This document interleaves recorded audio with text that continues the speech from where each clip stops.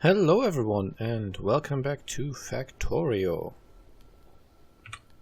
Okay, I noticed in my recording last time that the overlay, which basically shows me the recording stats, it was kind of broken. And it kept flickering up on screen. It wasn't too bad, I think it's watchable, but yeah, I think I fixed it now. By which I mean I've just disabled the overlay. It seems to be the best way to solve the issue. Anyway, so at the end of the last episode I showed you the first sort of mini bit of optimization that we did, and I've expanded the base quite a bit since then. Haven't really done anything much new though. First thing I will show you, however, is the research, because that was important to build some of the stuff that I have built. So if I press T, I have my research window here, and at the very bottom are research options that I've finished. So I've finished optics, so I could put lights down. This is very useful for YouTube, I find. I researched military to get a shotgun for clearing trees, and logistics, which gave me splitters, underground belts, and fast inserters. All of those you will see in a bit. The red research is stuff we haven't got the prerequisites for. And the yellow research on top is stuff we can begin researching right now. And it's all built up in trees like this, as you can see here. So once I've researched logistics 1, I become able to do logistics 2, which opens up these 4 research options and so forth and so forth. There's not one big tree. I don't think there is any way. There's probably one in the wiki, but I don't think there's a meaningful way to show one here. If you click on a research, it just shows you the tree that research is in, basically. So, what I'll research right now is automation, and this says it needs Science Pack 1 times 10. And I'll just start this quickly. This will be quite a fast thing. And research itself is done in these labs.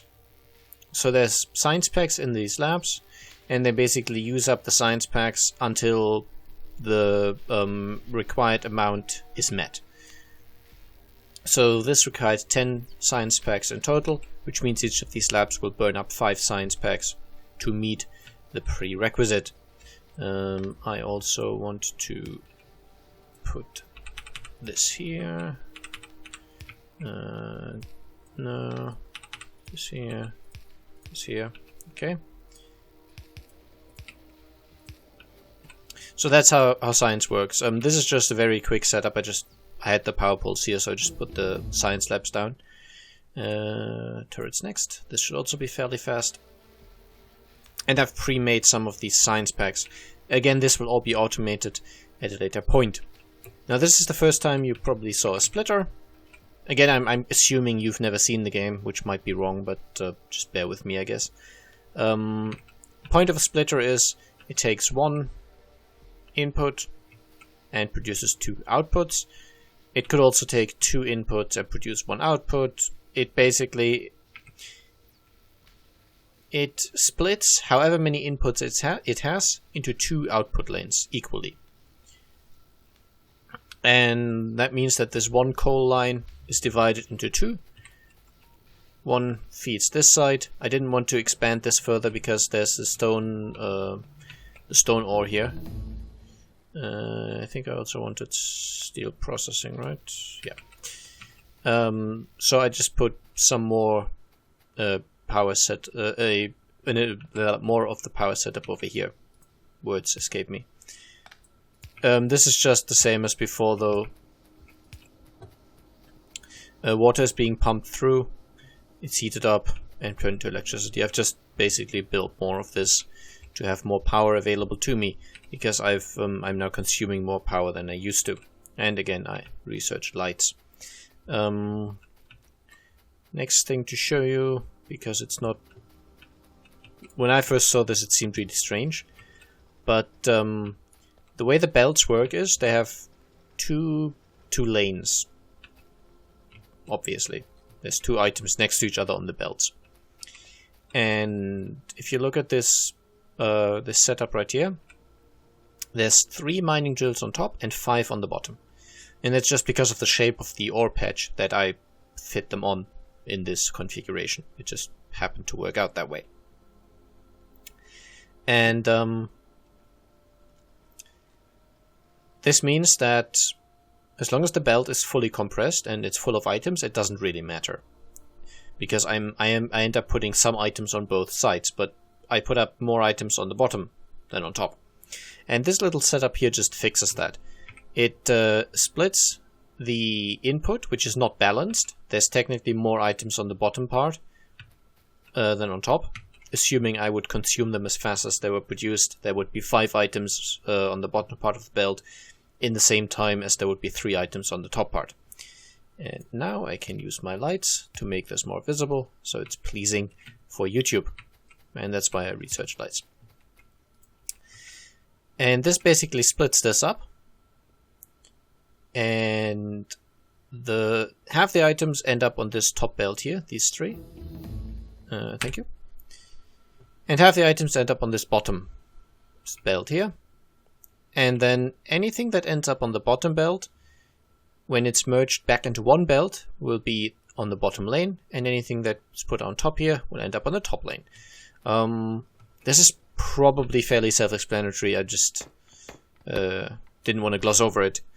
Basically, this makes sure that even if the items on the input belt are not balanced, then on the output belt there will be exactly the same amount of items on top as on bottom, or left and right, however it's oriented. Anyway, this is called a belt balancer, and it's a very common thing. Actually, I think it's called a lane balancer. Belt balancers are a bit of a different thing, which we will see eventually.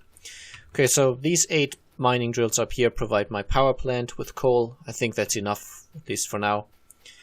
And then the rest of the coal miners that I've set up provide my ore patches with coal. And I'm getting the screen flickering again. Wasn't too intense though.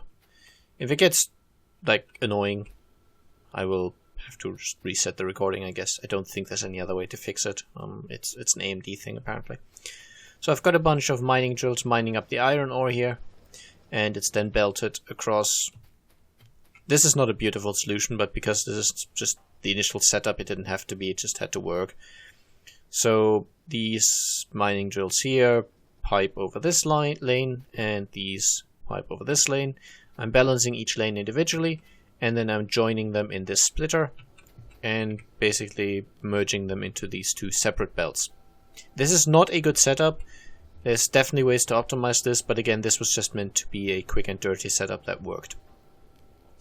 And then I'm making sure that the iron is put on the bottom part of this belt and the coal on the top part, and I'm splitting them aside so that both sides of this smelting setup have a belt, and on this belt there's both coal and iron, so that these furnaces, which require fuel and ore, they basically get both from the same input, and the output, the iron plates, are put on this belt here. So the whole point of this setup is...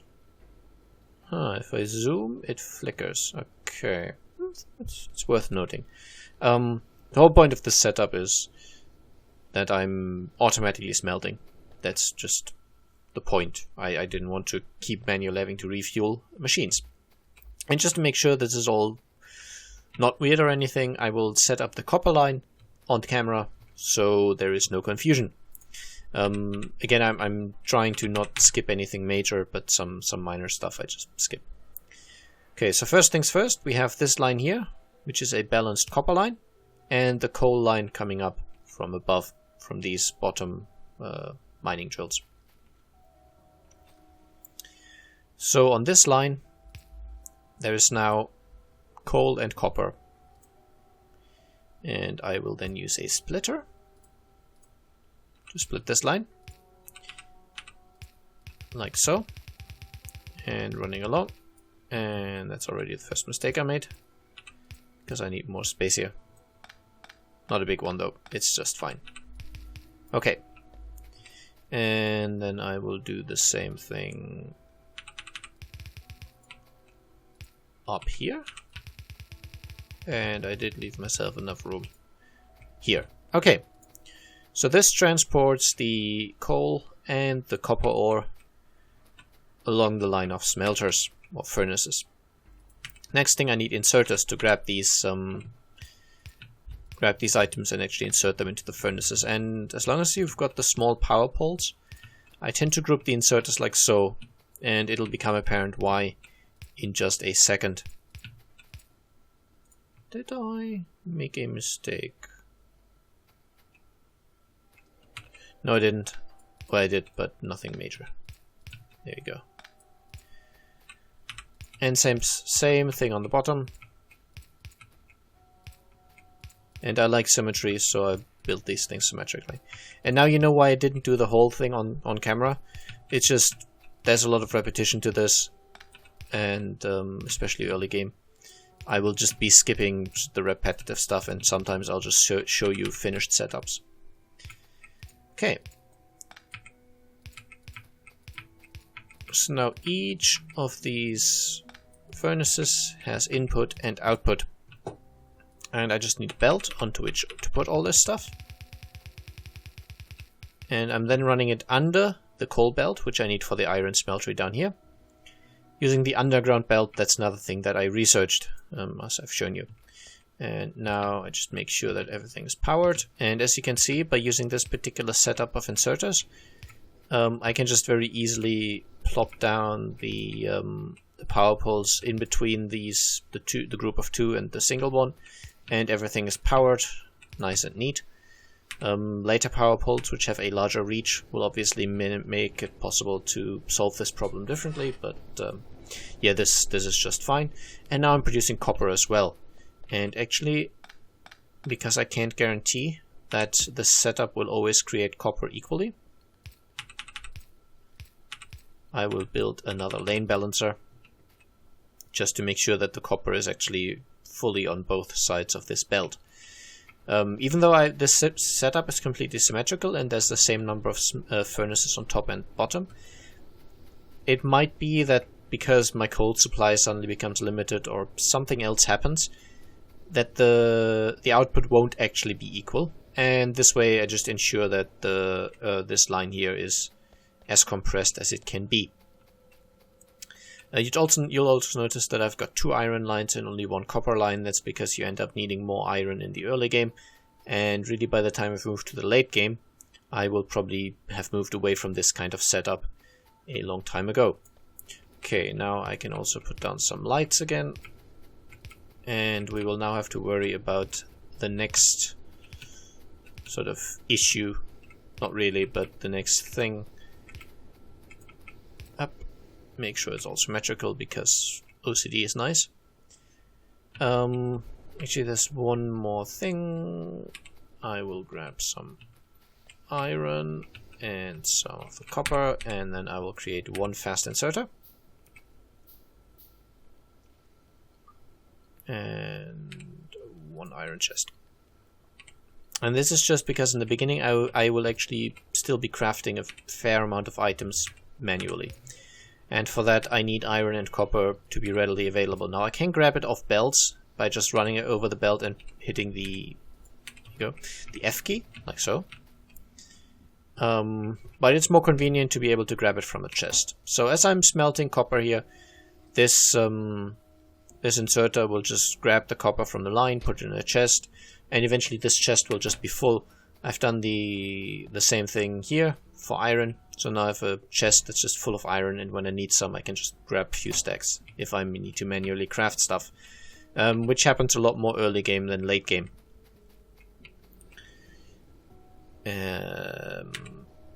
Yes, I was talking about something that we need to do. So we've researched automation, which means we can now make assembling machine 1. And as you can see, it says crafts items that require up to 2 ingredients, and that's sort of important. I do have long-handed inserters, that's good. So what I'll do right now is make 2 of these assembling machines at once, and I think I want some more iron. And the initial way this base works is by something called a main bus, which means there will be certain items that I will require over and over again, like iron plates, copper plates, some other late game stuff, as you'll see, or later game, not really end game stuff, just some resources that are required a lot. Electronic circuits would be a good early example that you just need over and over and over and over again for a lot of stuff. And all of these will basically be running on a belt system through the center of the base, and whenever I need to build something, then I'll just split off those particular belts. For example, if I need something that requires iron and copper, I will be splitting off those belts and then processing it. And I'll show you what I mean by that in just a second. So I want to automate the production of, let's go with 4 of them, of the Science Pack 1. This one.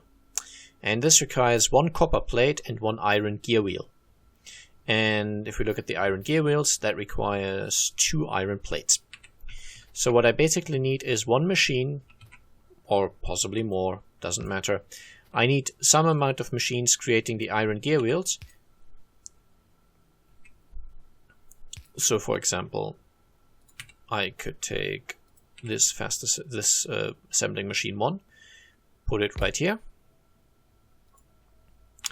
And actually I probably don't want you here, I probably want fast inserters is what I meant to say. And this will be crafting iron gear wheels. Keep in mind this can only craft stuff that requires up to 2 ingredients. But iron gear wheels only take 1, the science packs only take 2. So we're fine. And then maybe like this. Yeah, that would be fine. So I'm outputting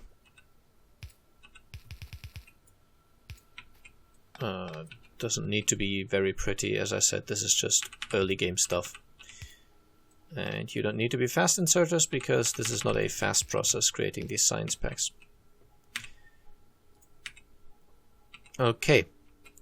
And you will all be making science packs. If I shift right click on an object, I basically copy its state, and if I then shift left click on basically the same kind of object, then that state is pasted. So this one, I told this one manually to make the science pack once, and then I basically copied that over into the others, so I don't need to select each of them individually. Okay, so we've got the iron gear wheels coming in from this side. Nothing is powered, but don't worry about that yet. We now also need copper plates to come in, maybe here. And for that, we want to basically split off a line of copper right here. So run the copper through here. Half the copper will now get put here into my science pack production. And the other half will basically keep running on for the next stage where it's needed. Same here with the iron. Even though I've split off something for the iron gear wheel production, it's not... I still have 2 belts going. They will just eventually not, if I'm using a lot of iron here, then these belts will no longer both be full. But I can actually do something to fix that a little bit by adding a splitter on occasion. And this just means that since I'm only taking iron from the bottom belt to make my gear wheels here, the bottom belt would be sort of less full than the top one. And this just makes sure that they're both equally full again. It's just one of those things. From time to time, if you're using multiple belts of the same type of item, you want to just balance them to make sure that you don't have one belt running completely empty while one is completely backed up, because then you're lacking throughput.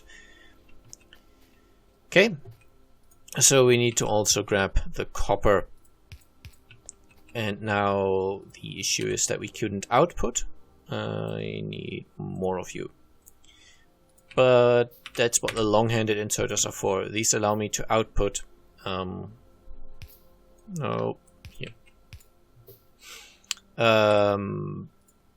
basically one line further. So I could output to here. And these are very useful for building stuff where you need a ton of materials, because it just increases your reach. Okay, now let's power this whole business and see if it kind of works. Okay, so this is making iron gear wheels. It's not very fast, these are very slow assembling machines, but it's just about the theory, really. And about making something that's automated, at least in a little way. And, as you can see, we're automatically making Science Pack 1. This is not in any way a late game setup that I will be using. It's just an okay thing to do for right now. And I'm making some of these labs. I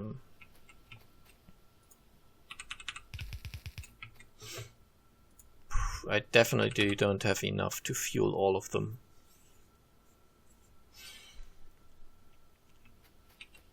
But maybe 3. 3 would be okay. I'm also grabbing the labs on the other side. But yeah, I'm hoping you understood all of this stuff. Obviously someone who knows the game will have yawned at a lot of this, because it's nothing advanced, it's nothing fancy I've done, nothing special here. These are all setups that are very commonly used and really not surprising or fancy. But someone who doesn't know the game might be a little lost otherwise. The reason I assume that is because I've streamed the game for a few friends, and one of them's completely lost because they joined in maybe an hour, or, yeah, maybe an hour into a save game, and it was just, what is all this stuff? I have no idea what's happening, which is obviously not good. And I'm just trying to prevent that sort of thing from happening here. So yeah, I'm not trying to belittle you by telling you stuff you already know. It's just, I don't know what you already know. Okay, now I should be getting one more lab. There we go. This will go here. Okay, and now I can research, for example, electronics. Just click on it. And the inserters will automatically put the science packs in here, and they will automatically be consumed. Now, putting down 3 labs is a bit silly, because the required amount of science packs tends to be divisible by 5. I'm not sure if there's any research where that's not true. So it's usually better to put down science labs in multiples of 5 as well. It's probably always multiples of 10 actually, but I'm not sure about that. Pretty sure about the multiples of 5 though. But yeah, now these will all be provided. It might be that I'm not producing enough of the science packs to actually keep these all fully stocked at all times. But yeah, we're okay. We have some supply in it. It looks like it's keeping up.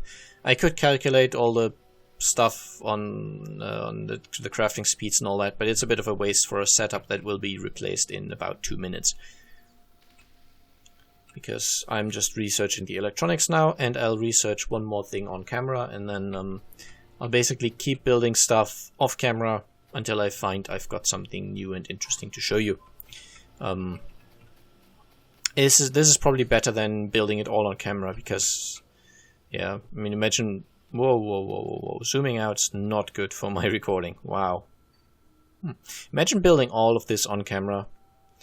It took a while, but it was mostly just always the same stuff. I just had to place all of it manually. It just took a while. Automation 2 is the next thing, because I want assembling machine 2s. These are, yeah, just better assembling machines. And this is important because firstly, they can craft stuff that requires more ingredients, which will become essential quite soon. 2 ingredients just doesn't get you very far. And they're also faster. These here have a crafting speed of 0.5. The upgraded ones have a crafting speed of 0.75. So this recipe, for example, it takes 5 seconds and 1 copper plate, 1 iron gear wheel, and produces a science pack 1. It takes 5 seconds normally, but because these have a crafting speed of 0.5, it actually means it takes twice as long. You divide by 0.5, which is the same as multiplying by 2, which means the 5 seconds turn into 10 seconds. Whereas the 0.75 would then go to 7.5 seconds. No, it would go to 6 point... No, it doesn't matter. You should never do math in your head, and I'm not good at mental arithmetic anyway. Yeah, you divide, so you times by... So it's 20 by 3, it's 6... Yeah, it's 6.6 recurring. Might still be wrong. Anyway, it's faster. That's the point. And the next upgrade that will take a long time to get to will actually have a crafting speed of 1.25, so it'll actually produce items faster than it says on the recipe. The crafting time on the recipe is what you require if you do it by hand, and the machines are all either faster or slower, in their default state at least. Okay, I just want to do this, finish this on camera. It's a bit of a long episode, but I think we're okay. And I must remember not to zoom out too much, because apparently it messes up for my recording. But that's okay. Come on, you're almost there. And as you can see, I'm definitely not producing enough of these science packs to actually satisfy the demand here. But we are getting there. There's a progress bar. There's no way to see how many science packs the remaining time corresponds to, though. But yeah, we'll be okay. Do I have? I probably want a little more iron.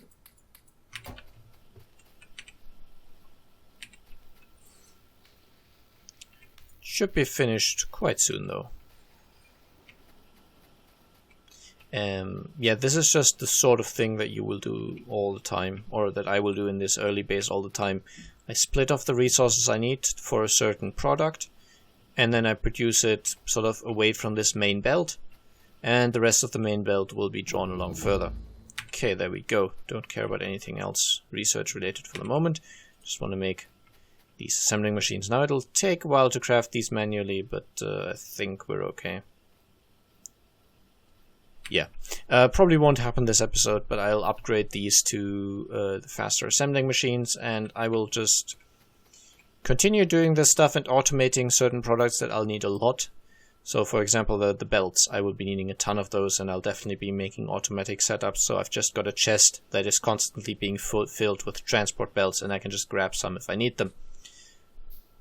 Same for these inserters, especially filter inserters are actually quite important.